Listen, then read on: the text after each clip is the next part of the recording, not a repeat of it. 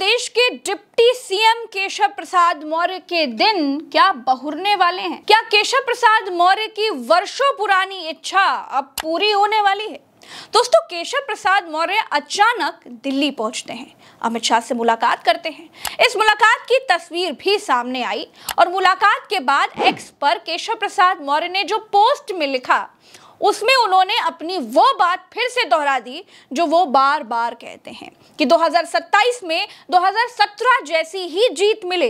ये केशव प्रसाद मौर्य का x account है जहां पर उन्होंने लिखा हुआ है यही बात। दोस्तों, इसमें वो अमित शाह को चाणक्य बता रहे हैं और 2017 की बात भी कह रहे हैं। 2017 पर इतना जोर केशव प्रसाद मौर्य आखिर क्यों देते हैं भाई? दरअसल केशव प्रसाद मौर्य 2017 की बात इसलिए कहते हैं क्योंकि ये वो चुनाव था जब केशव प्रसाद मौर्य उत्तर प्रदेश में भारतीय जनता पार्टी के प्रदेश अध्यक्ष हुआ करते थे। उस चुनाव में भारतीय जनता पार्टी को प्रचंड बहुमत मिला था। 300 का भी आंकड़ा भारतीय जनता पार्टी पार कर गई थी उस उत्तर प्रदेश में जहां बहुमत 202 सीटों पर है। केशव प्रसाद मौर्य अक्सर ये बात कहते हैं कि जो 2017 में हुआ वैसा ही कमाल 2027 में होगा और तीसरी बार उत्तर प्रदेश में भारतीय जनता पार्टी की अपनी सरकार बनेगी। वो 2022 का जिक्र कभी नहीं करते। क्यों? क्योंकि 2022 में योगी आदित्यनाथ मुख्यमंत्री थे और उन्हीं की अगुवाई में उत्तर प्रदेश में चुनाव हुआ था। भारतीय जनता पार्टी की सीटें कम हुई थी। जब 2024 में लोकसभा चुनाव में बीजेपी का प्रदर्शन उत्तर प्रदेश में खराब रहा और आप ये भी कह सकते हैं कि उत्तर प्रदेश की वजह से नरेंद्र मोदी की सरकार भी बैसाखियों पर आ गई। तब केशव प्रसाद मौर्य ने बहुत दिनों तक दिल्ली में डेरा डाले रखा था। उत्तर प्रदेश में कई कैबिनेट मीटिंग्स में केशव प्रसाद मौर्य नहीं पहुंचे थे। कहा गया कि केशव प्रसाद मौर्य अपने लिए लॉबिंग करने के लिए दिल्ली में टिके हैं। अब ये किसी से छिपा तो है नहीं कि 2017 से ही केशव प्रसाद मौर्य उत्तर प्रदेश का सीएम बनने का सपना देख रहे हैं। उत्तर प्रदेश में भारतीय जनता पार्टी के एक विधायक श्याम प्रकाश ने तो मंच से ये तक कह दिया था कि केशव मौर्य को उत्तर प्रदेश का सीएम होना चाहिए। अब इधर केशव ऐसे वक्त में दिल्ली पहुंचे हैं जब राष्ट्रीय अध्यक्ष के नाम पर भयंकर मंथन चल रहा है। देखिए दोस्तों, इस वक्त पर राजनीतिक गलियारों में दो तरह की चर्चाएं हैं। पहली ये कि केशव प्रसाद मौर्य को भाजपा के राष्ट्रीय अध्यक्ष की कुर्सी मिल सकती है, यानी कि केशव प्रसाद मौर्य भाजपा के राष्ट्रीय अध्यक्ष बन सकते हैं। अगर ऐसा हुआ तो उनका कद योगी आदित्यनाथ से बहुत ऊपर हो जाएगा और फिर योगी आदित्यनाथ को राष्ट्रीय अध्यक्ष के सामने खड़े होना पड़ेगा।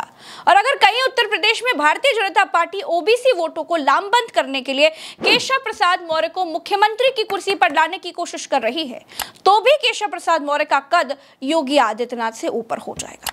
अभी भी भारतीय जनता पार्टी उत्तर प्रदेश में प्रदेश अध्यक्ष नहीं बना पाई है। उसमें भी दर्जनों नाम की फहरिस्त है। कोई कहता है कि धर्मपाल सिंह अध्यक्ष बन जाएंगे, तो कोई कहता है कि बीएल वर्मा का नाम है, कभी हरीश द्विवेदी का नाम चर्चा में आ जाता है, तो कभी स्वतंत्र देव सिंह का नाम आ जाता है। लेकिन इन तमाम गुणागणित के बीच केशव प्रसाद मौर्य का अचानक अमित शाह से मुलाकात करना ये बड़े संकेत के तौर पर देखा जा रहा है। ये भी चर्चा हो रही है कि उत्तर प्रदेश में मंत्रिमंडल विस्तार होना है, बहुत सारे मंत्रियों की छुट्टी होनी है और नए लोगों को मौका मिलना है। दलितों और पिछड़ों पर फोकस रहेगा। ऐसे में अगर केशव प्रसाद मौर्य कहीं उनकी लॉटरी लग गई तब तो वाकई बाबा को वापस मठ जाना पड़ सकता है। योगी और केशव के बीच कई मौकों पर अदावत सबके सामने दिखी है। यूपी में शायद ही कोई होगा जो इस कोल्ड वॉर को न जानता हो। जब अमित शाह ने लखनऊ आकर केशव प्रसाद मौर्य को मंच से अपना मित्र कहा, तभी से लोगों के बीच ये सुगबुगाहट थी कि उत्तर प्रदेश में कुछ बहुत बड़ा होने वाला है। इधर फर्जी डिग्री के मामले में केशव प्रसाद मौर्य की एफआईआर वाली याचिका भी हाई कोर्ट से खारिज हो गई। यानी अब उनके रास्ते में कोई भी ऐसा पेंच नहीं बचा है जो उनको सीएम की कुर्सी तक पहुंचने से रोक दे। अब बीजेपी अध्यक्ष का ऐलान पहले होगा या फिर उत्तर प्रदेश में परिवर्तन पहले होगा, ये तो आने वाला वक्त ही बताएगा। लेकिन जब से केशव प्रसाद मौर्य अमित शाह से मिलकर लौटे हैं, उत्तर प्रदेश का सियासी मौसम कुछ बदला हुआ जरूर है। फिलहाल के लिए इतना ही। तमाम राजनीतिक खबरों के लिए उल्टा चश्मा यूसी को सब्सक्राइब कीजिए, वीडियो को शेयर कीजिए और अपनी राय हमें कमेंट में बताइए। नमस्कार।